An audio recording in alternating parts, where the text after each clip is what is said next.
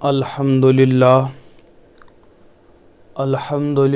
نحمدہ ونستعینہ ونستغفرہ ونؤمن بہ ونتوکل علیہ ونعوذ باللہ من شرور انفسنا ومن سیئات اعمالنا من یہدہ اللہ فلا مضل لہ ومن یضللہ فلا ہادی لہ واشہد ان لا الہ الا اللہ وحدہ لا شریک لہ واشہد ان محمدا عبدہ ورسولہ اما بعد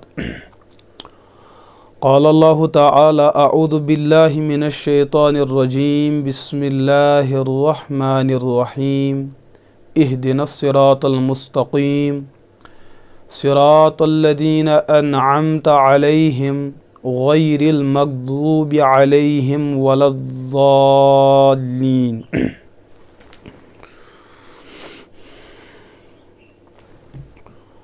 وقال المحدث السؤال الثامن والتاسع والعاشر هل يصح لرجل أن يقلد أحدا من الأئمة الأربعة في جميع الأصول والفروع أم لا؟ وعلى تقدير الصحة هل هو مستحب أم واجب؟ ومن تقلدون من الأئمة فروعا وأصولا۔ یہ کتاب ہے المہند علی المفند۔ آج کی اس نشست میں اس کتاب کا سوال نمبر 8، سوال نمبر 9 اور سوال نمبر 10 کو بیان کیا جائے گا انشاءاللہ تعالی۔ سوال کیا ہے؟ علماء عرب، علماء حرمین نے علماء دیوبند کو ایک سوال یہ بھی روانہ فرمایا کہ آپ علماء دیوبند عقائد کے علاوہ جو مسائل کا شعبہ ہے، احکامات و عبادات کا شعبہ ہے، ان احکامات اور عبادات میں کچھ اصول ہوا کرتے ہیں اور کچھ اصول کے نیچے جزئیات اور فروع ہوا کرتے ہیں۔ آپ اصول عبادات اور فروع عبادات میں 4 ائمہ میں سے کس امام کے مقلد ہیں؟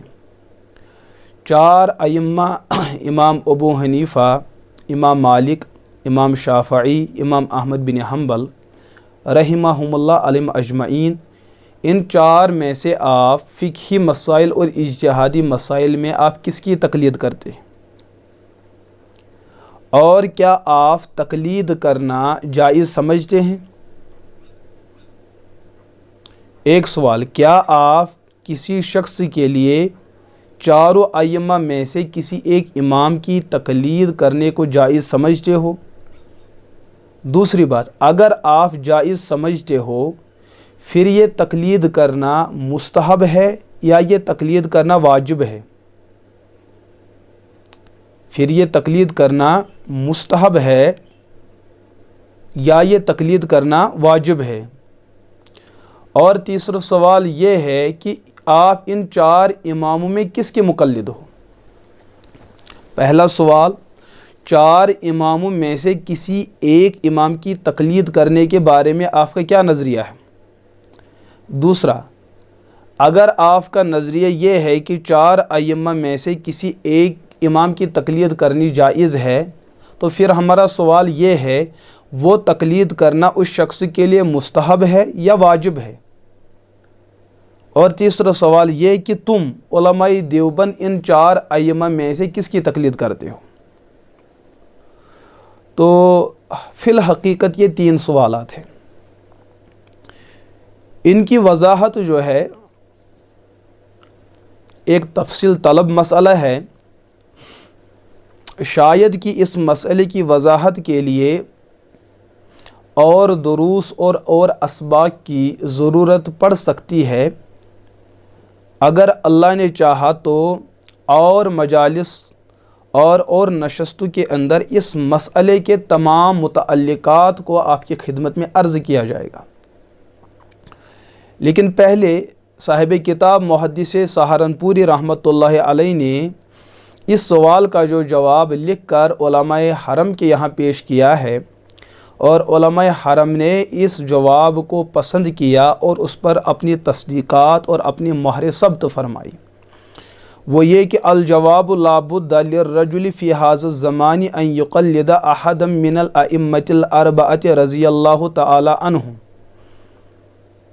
فرماتے ہیں آج کے اس زمانے میں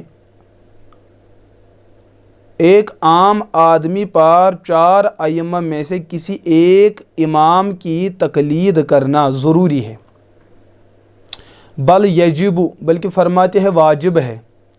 فَإِنَّ جَرَّبْنَا كَثِيرًا إِنَّ مَآلَ تَرْكِ تَقْلِيدِ الْأَئِمَّةِ وَإِتِّبَاعِ رَأْيِ نَفْسِهِ وَهَوَاهَا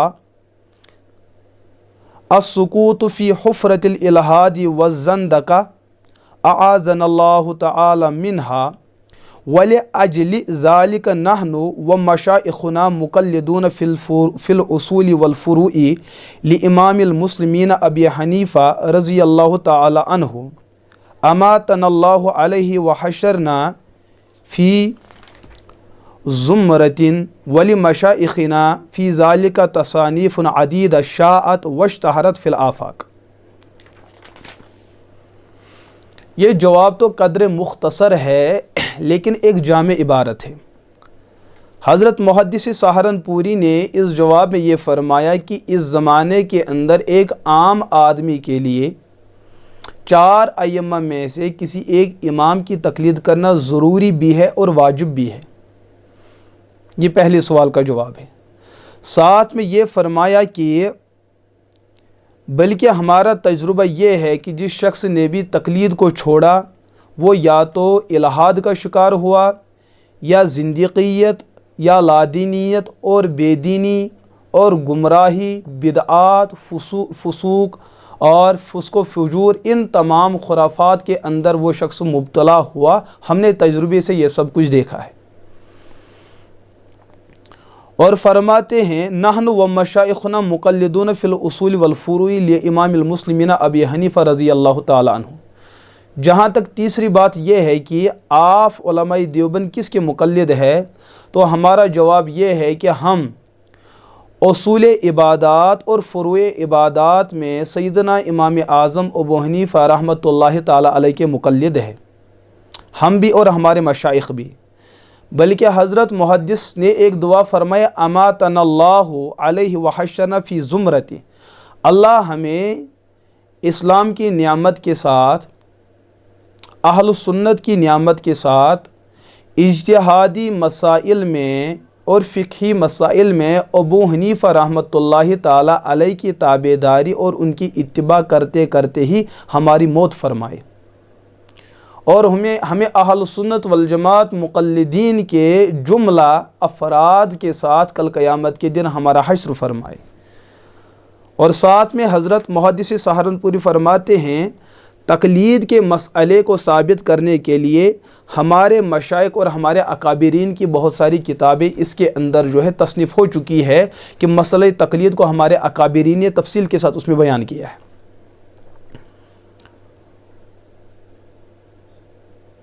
ہمارے قدیم مشائخ میں سے ہزاروں ایسے علماء اور محدثین گزر چکے ہیں جنہوں نے تقلید کے جواز پر اور تقلید کے ثبوت پر مستقل کتابیں تصنیف فرمائی ہے۔ شاہ ولی اللہ محدث دہلوی رحمۃ اللہ رحمتاً واسعہ، ان کی ایک کتاب میرے ہاتھ میں ہے حجت اللہ البالغہ، یہ 2 جلدوں میں چھپی ہے، مکتبہ حجاز دیوبند سے چھپی ہے۔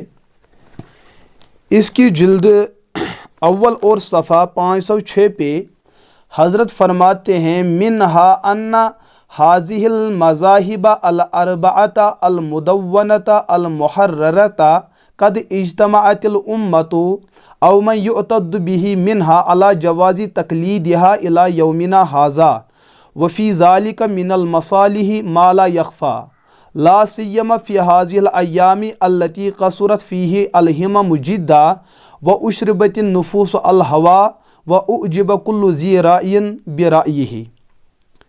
تو اس عبارت کے اندر بھی حضرت شاہ ولی اللہ محدث دہلوی رحمۃ اللہ تعالی علیہ نے 4 ائمہ میں سے کسی ایک امام کی تقلید کا جواز اور اس کا درست ہونا بتلایا ہے۔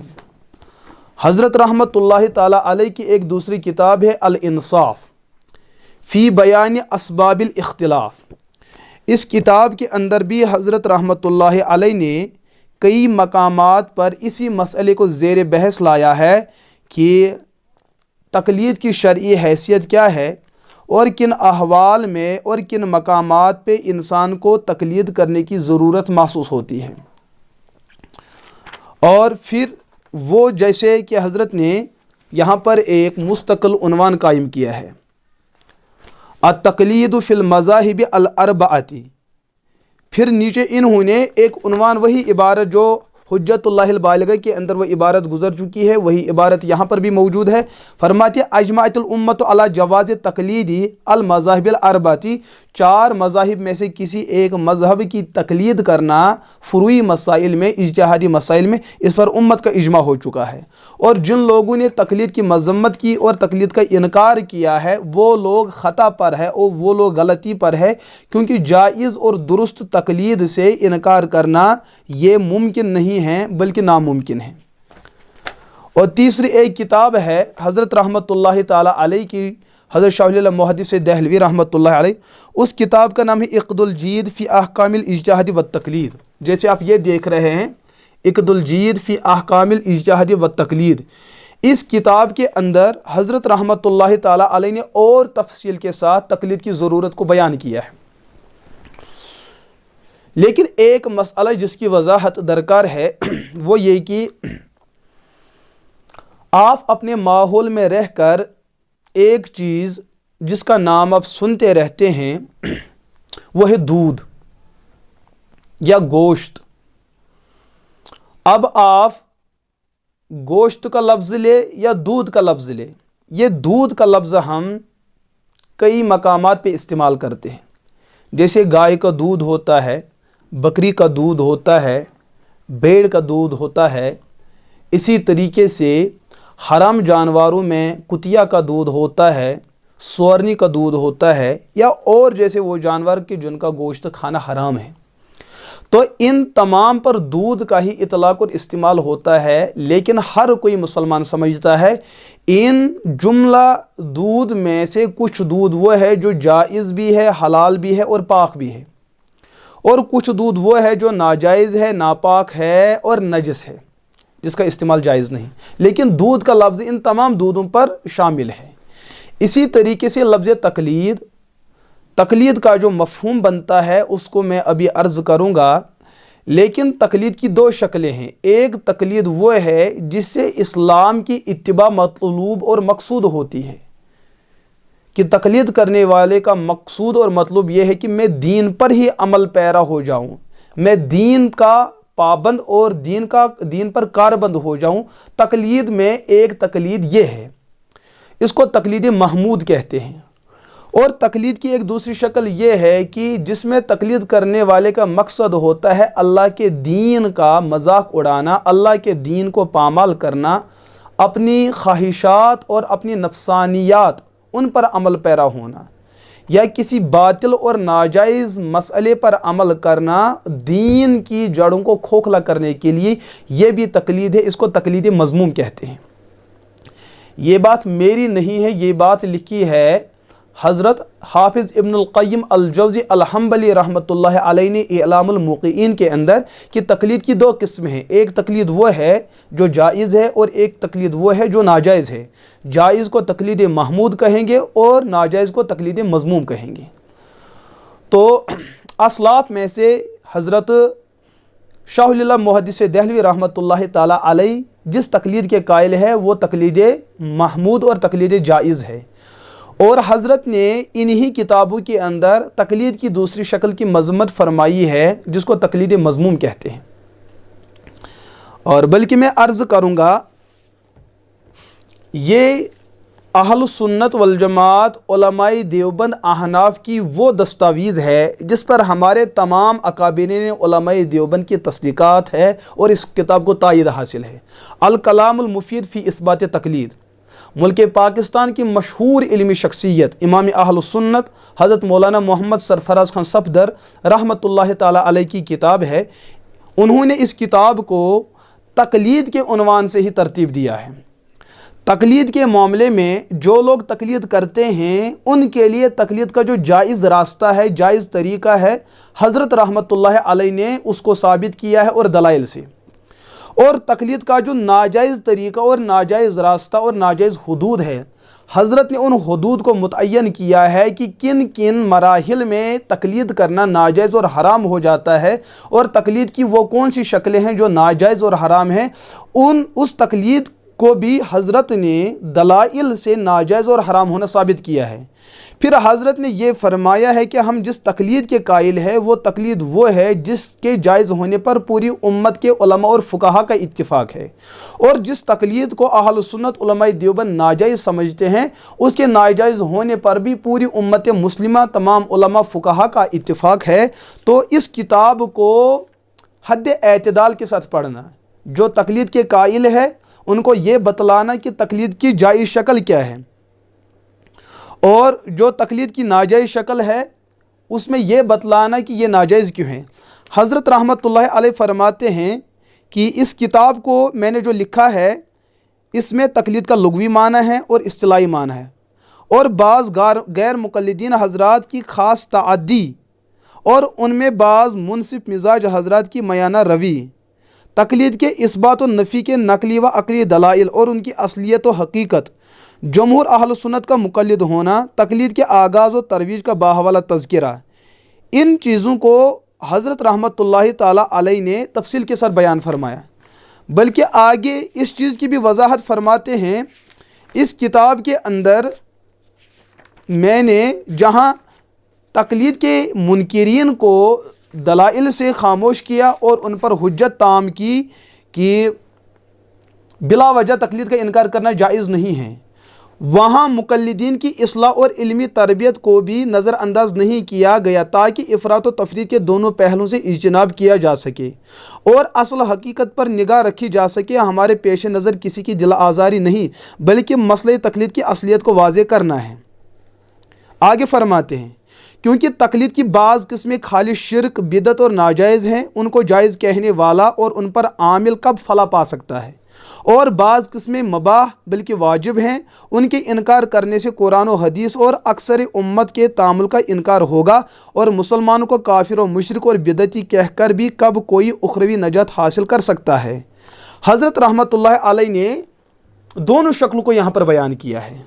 تو ہمارے اکابرین کا بھی یہی نظریہ ہے کہ تقلید کی جو شکل جائز ہے ہم اس پر کاربند ہے، اور تقلید کی جو شکل ناجائز ہے، حرام ہے، ہم اس کی برملا تردید کرتے ہیں۔ تو علماء دیوبند میں سے حضرت سرفراز خان صفدر رحمۃ اللہ علیہ نے چونکہ اس کتاب کے اندر تقلید کے جملہ متعلقات کو بیان کیا ہے، ساتھ میں ہم دیکھیں گے متقدمین مشائخ اہل سنت میں سے حضرت شیخ عبدالحق محدث دہلوی رحمۃ اللہ تعالی علیہ ایک مسلمہ شخصیت ہے، ان کی ایک کتاب ہے عقائد اسلام، اس کے صفحہ 121 پر حضرت رحمۃ اللہ تعالی علیہ نے تقلید کرنے کو جائز بتلایا، اور ساتھ میں کچھ ایسے مقامات کی بھی نشاندہی فرمائی کہ جہاں پر حضرت نے فرمائی کہ تقلید کی بعض شکلیں ناجائز ہیں۔ اور ایک دوسرے محقق عبدالاعلی محمد بن نظام لکھنوی 1225 ہجری میں ان کی وفات ہوتی ہے۔ حضرت رحمۃ اللہ تعالی علیہ فرماتے ہیں 4 ائمہ کے علاوہ اور کسی کی تقلید کرنا ممنوع اور ناجائز ہے۔ فواتح الرحموت مسلم الثبوت پر ان کی ایک شرح ہے، اس کے صفحہ 269 پہ حضرت رحمۃ اللہ تعالی علیہ نے فرمایا کہ یجوز التقلید بأئمۃ الاربعۃ ولا یجوز غیرہا، کہ ان 4 ائمہ میں سے کسی کی تقلید کرنا جائز ہے لیکن ان کے علاوہ کسی کی تقلید کرنا جائز نہیں ہے۔ मुफस्सिर अल्लामा आलूसी बगदादी रहमतुल्लाह अलैह 1270 में उनकी वफ़ात होती है। वो तफसीर रूहुल मानी के अंदर जल्द 1 और सफ़ा 438 पे लिखते हैं कि तकलीद करना जायज़ है। इसी तरीके से हज़रत शाह इस्माइल शहीद मुहद्दिस दहलवी रहमतुल्लाह ताला अलैह, उनकी किताब मनसब इमामत, उसके सफ़ा 83 और 84 पे हज़रत रहमतुल्लाह अलैह ने यह फरमाया कि तकलीद करना जायज़ है। और इसी तरीके से हज़रत शाह अब्दुल अज़ीज़ मुहद्दिस दहलवी 1249 में जिनकी वफ़ात होती है, उनकी एक तफसीर है तफसीर अज़ीज़ी, उसका उर्दू तर्जमा हो चुका है। उसकी जिल्द 3 और सफ़ा 23 पे हज़रत रहमतुल्लाह अलैह ने कुछ आयात से इस्तिंबात करते हुए ये फरमाया कि कुछ लोगों के लिए इज्तिहाद लाजिम है और कुछ लोगों के लिए तकलीद लाजिम है। तो ये पहले वो असलाफ़ है जिनको तकरीबन मुसलमानों के जुमला मकातब फ़िक्र इनको मानते हैं, इनके आरा से और इनके नज़रियात से इस्तिदलाल करते हैं। लेकिन जहाँ तक मौजूदा दौर के अंदर वो लोग जो खुद को अहले हदीस कहलाते हैं और हम उनको गैर मुक़ल्लिद कहते हैं, उनके जो मुसल्लमा शख्सियात है और मुसल्लमा उनके उलमा हैं, अगर उन उलमा की तहकीकात को बड़े गौर और बड़ी गहराई के साथ पढ़ा जाए तो वो लोग भी तकलीद के कायल हैं। दियार अरब में एक बहुत बड़ी इल्मी शख्सियत शेख मोहम्मद बिन सालेह रहिमहुल्लाह, उनकी किताब है, बल्कि ये और भी दीगर उलमा की उसके अंदर मुख्तलिफ उलमा की तहकीकात और उसके अंदर मुख्तलिफ उलमा के फतवा है। उस फतवा का नाम है फतवा नूर अल दर्ब। उसके जिल्द 6 और सफ़ा 2 पे हज़रत रहमतुल्लाह अलैह फरमाते व तकलीद फिल वाक़ि हासिलुन मिन अहद सहाबा। तकलीद का मसला जो है ये साबित भी है और सहाबा के दौर से चला आ रहा है, बल्कि आज के दौर की बात करते हुए फरमाते हैं कि आज के दौर में भी तकलीद किए बगैर कोई चारेकार नहीं है। आगे दियार अरब में सलफ़ी उलमा और गैर मुक़ल्लिदीन उलमा में से एक बहुत बड़ी शख्सियत हज़रत शेख नासिरुद्दीन अलबानी रहिमहुल्लाह, उनकी एक किताब है फतवा अलबानिया, उसका उर्दू में भी तर्जुमा हो चुका है। सफ़ा 124 पे और सफ़ा 126 पे हज़रत से पूछा गया, सवाल किया गया, क्या तकलीद के हराम होने की कोई दलील है? क्या तकलीद के नाजायज़ होने की कोई दलील आपके पास है? अलबानी साहब इतनी बड़ी शख्सियत और इतना गहरा मुताला रखने वाली शख्सियत, जो हर किसी न किसी मसले पे अपनी राय रख ही लेते हैं, तो तकलीद के मसले पे वो फरमाते हैं मैंने कुरान और सुन्नत और शरीयत और ज़ख़ीर अहादीस में किसी जगह भी कोई एक दलील भी तकलीद के हराम होने से मुतल्लिक़ नहीं पाई है। और अगले सफ़े 126 पे हज़रत फरमाते हैं तकलीद करने से इंसान को कोई चारेकार नहीं है, तकलीद के बगैर इंसान आगे बढ़ नहीं सकता है।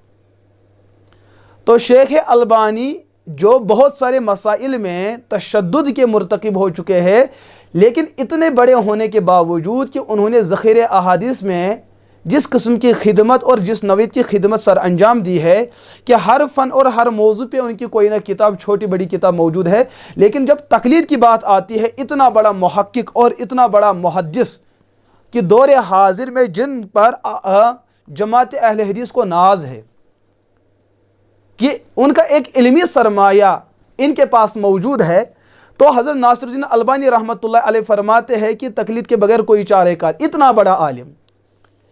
लेकिन जो इनके निचले तबके के गैर मुक़ल्लिदीन छोटे उलमा, फिर उनके नीचे आम तबका, उनका दावा यह है कि तकलीद की कोई ज़रूरत नहीं, तकलीद करना नाजायज़ है, हराम है। अरे इतनी बड़ी शख्सियत है, आलिम होना, इल्म होना, और इल्म हदीस में इनकी एक राय का एतबार किया जाता है। ये फरमाते हैं कि तकलीद के बगैर कोई चारेकार नहीं है, लेकिन इनकी निचली वाली कौम जो है फरमाती है कि तकलीद नहीं करनी चाहिए। अब इनके उलमा की माने, इस जैसे आलिम की, या इनके जाहिलों की बात माने।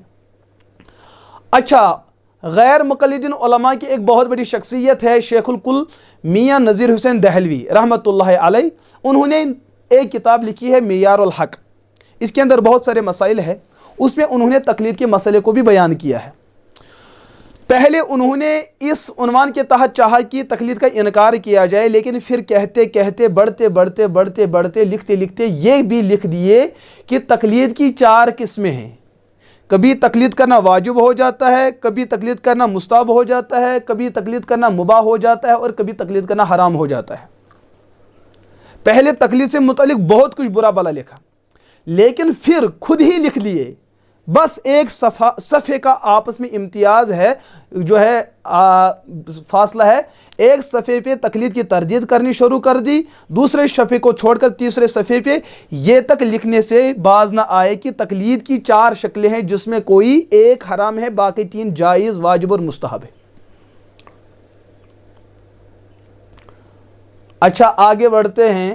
مولانا ابراہیم سیالکوٹی رحمۃ اللہ علیہ، ان کی یہ کتاب میں نے پہلے بھی دکھائی ہے، تاریخ اہل حدیث۔ وہ سب کتابیں بھی میرے پاس موجود تھی، کچھ احباب لے چکے ہیں۔ تو تاریخ اہل حدیث کے صفحہ 143 اور 44 پہ حضرت رحمۃ اللہ علیہ نے یہاں تک یہ بات لکھی ہے کہ جو لوگ علماء اہل حدیث سے متعلق یہ خیال رکھتے ہیں کہ ہم تقلید کے قائل نہیں ہیں، وہ ہمارے مسلک کو سمجھنے میں غلطی کھا چکے ہیں۔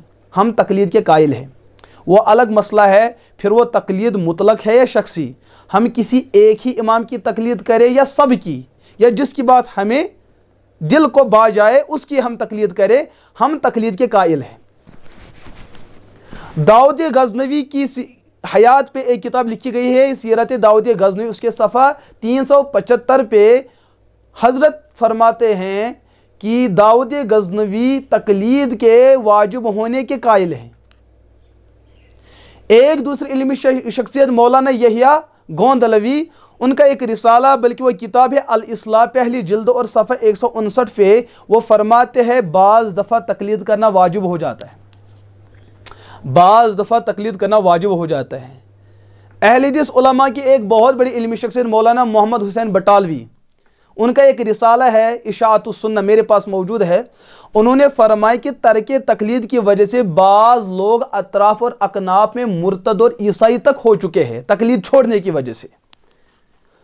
مولانا ثناء اللہ صاحب امرتسری، ان کی کتاب ہے فتاوی ثنائیہ، اس میں انہوں نے پہلی جلد صفحہ 254 پہ لکھا ہے تقلید مطلق مذہب اہل حدیث ہے، اہل حدیث کا مذہب اور مسلک یہ ہے کہ مطلق تقلید کرنا جائز ہے۔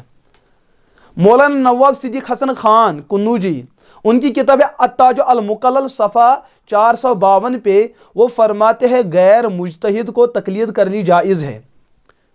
نواب وحید الزمان خان، ان کی کتاب نزول الابرار جلد 1 اور صفحہ 7 پہ فرماتے ہیں وَعَلَى الْعَامِ وَيَجِبُ عَلَى الْعَامِ التَّقْلِيدُ، کہ عامی انسان پر جس کے اندر اجتہاد کی صلاحیت نہ ہو اس پر تقلید کرنا واجب ہے۔ بلکہ غیر مقلدین علماء کی ایک مسلمہ شخصیت حضرت محمد بن عبد الوہاب النجدی رحمہ اللہ، جن کا انتقال ہوتا ہے 1206 ہجری میں، ان کی کتاب ہے الدرر السنیہ صفحہ 34 پہ وہ لکھتے ہیں کہ میرا اپنا جو مذہب ہے، وہ خود فرماتے ہیں مجھ محمد بن عبد الوہاب کے بارے میں کچھ لوگوں نے شرارت کی اور مجھے بدنام کرنے کے لیے مجھ پر الزام تراشے۔ ان الزاموں میں سے ایک الزام یہ ہے کہ میرے بارے میں علماء کے سامنے یا عالم امت کے علماء کے سامنے یہ بات رکھی جاتی ہے کہ محمد بن عبد الوہاب تقلید کے منکر ہے۔ یہ خود فرماتے اس کتاب کے اندر ایسی بات نہیں ہے، بلکہ میرا کہنا یہ ہے میں فروعی مسائل میں حضرت امام احمد بن حنبل رحمۃ اللہ تعالی علیہ کی تقلید کرتا ہوں۔ بلکہ یہ کتاب ہے تاریخ اہل حدیث، اس کے صفحہ 143 پہ یہ دیکھیں،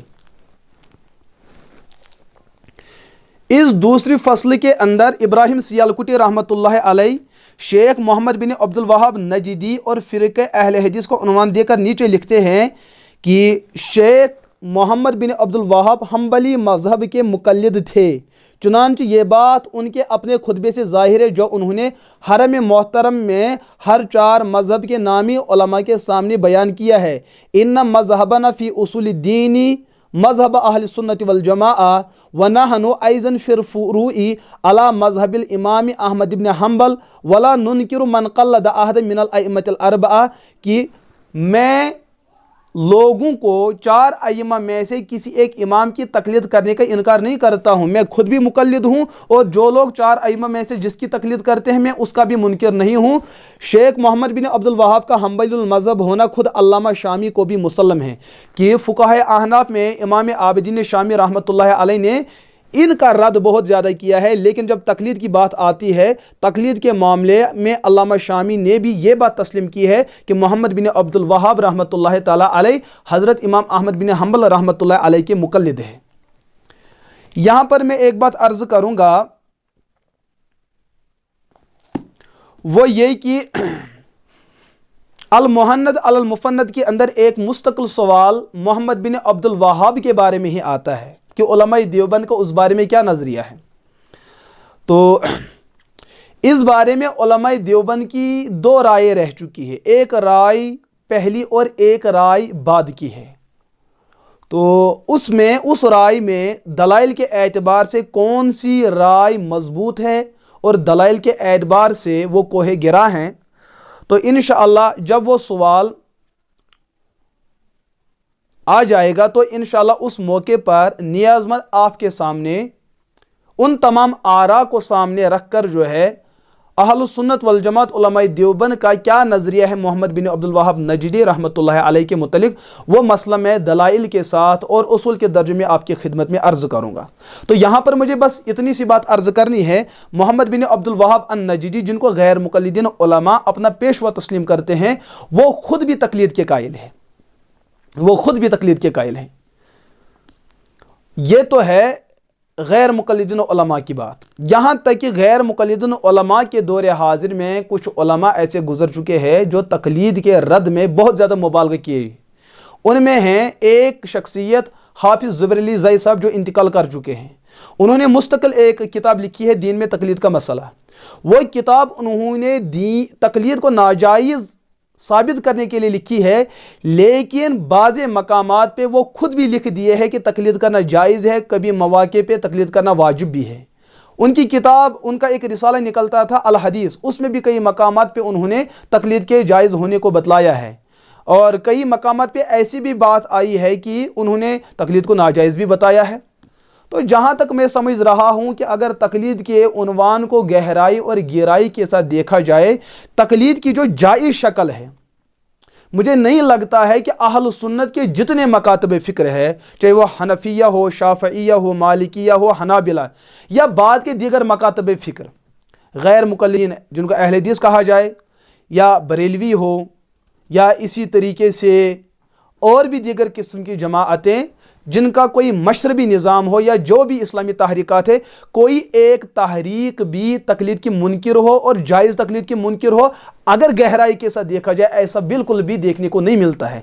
जिन लोगों ने जहाँ पर भी तकलीद की मजम्मत की है, उन्होंने मिसालों से वहाँ पर समझाया कि तकलीद की मजम्मत हम क्यों करते हैं, और जो मिसालें वहाँ पर पेश करते हैं उसको पूरी उम्मत मुस्लिमा के उलमा उसूल के दर्जे में नाजायज़ ही कहते हैं।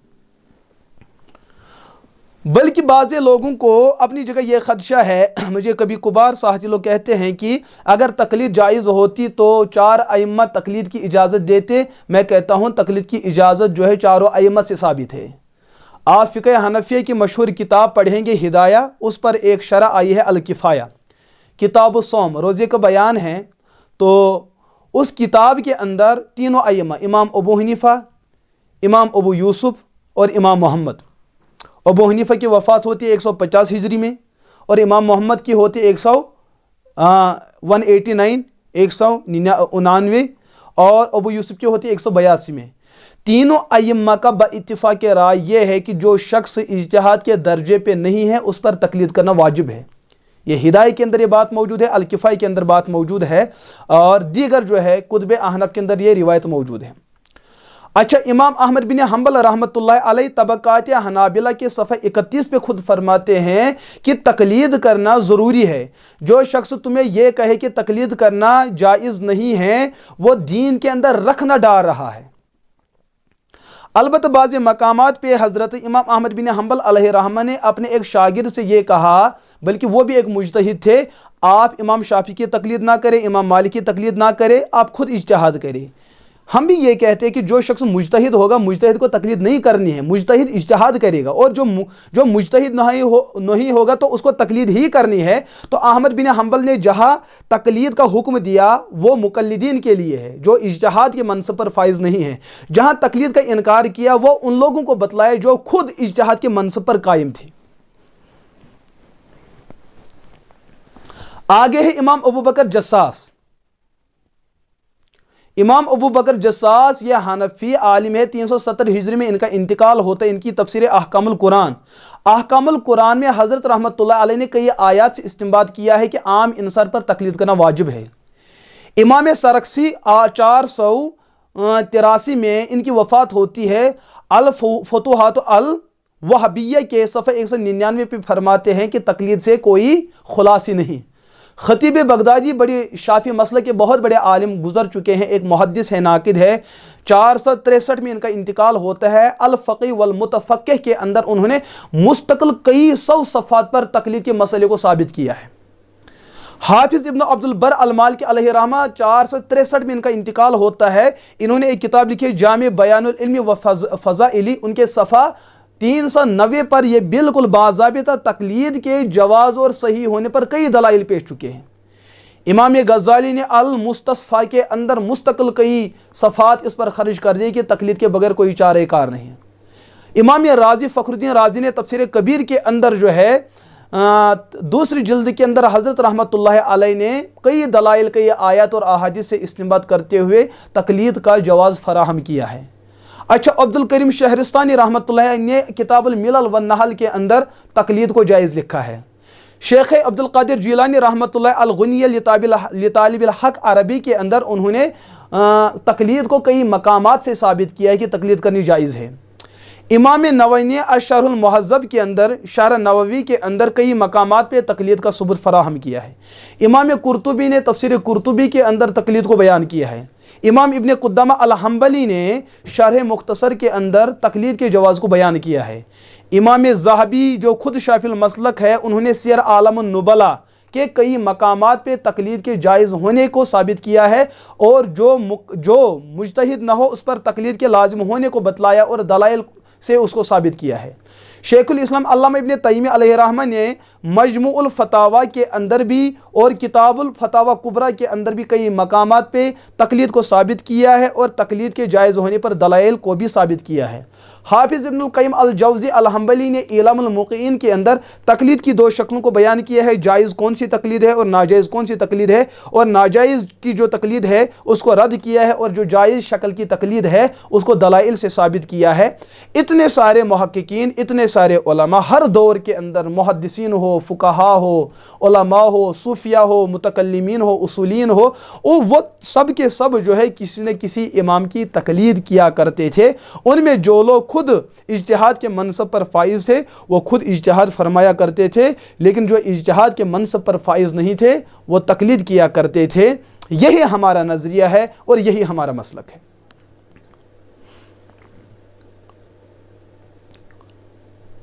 تو لہٰذا میرے عزیز دوستو، تقلید کے بغیر کوئی چارہ کار نہیں ہے۔ اگر اللہ نے چاہا آئندہ اسباق میں اس سوال کی تکمیل کے لیے اور اس جواب کی مزید وضاحت کے لیے آپ کے سامنے تقلید کی تعریف اور تقلید کی ضرورت اور تقلید کا دائرہ، شریعت کے اندر وہ مسائل اور وہ احکامات جن میں تقلید کی ضرورت پڑتی ہے، اور شریعت کے اندر وہ مسائل اور وہ احکامات جن میں تقلید کی قطعاً ضرورت نہیں پڑتی ہے، اور امت مسلمہ کا وہ علماء کا طبقہ جن کو تقلید کی ضرورت نہیں ہے ان کی نشاندہی، اور اہل علم کا وہ طبقہ جن کو تقلید کے بغیر کوئی چارہ کار نہیں، اور عوام الناس ان کی ضرورت اور تقلید کا ان کے پیش نظر کون سا مقام اور مرتبہ ہے۔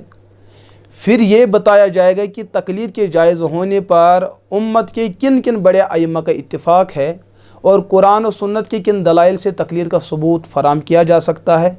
آخر میں بتایا جائے گا کہ تقلید نہ کرنے کے نقصانات، اور جو لوگ تقلید کے منکر ہے ان کے ڈکوسلے، ان کے شوشے اور ان کے شبہات اور ان کے اعتراضات کا علمی اور تحقیقی جائزہ، اور دور حاضر میں تقلید کی ضرورت اور تقلید کی افادیت، ان جیسے موضوعات کو آئندہ دروس اور اسباق میں انشاءاللہ تفصیل کے ساتھ عرض کیا جائے گا۔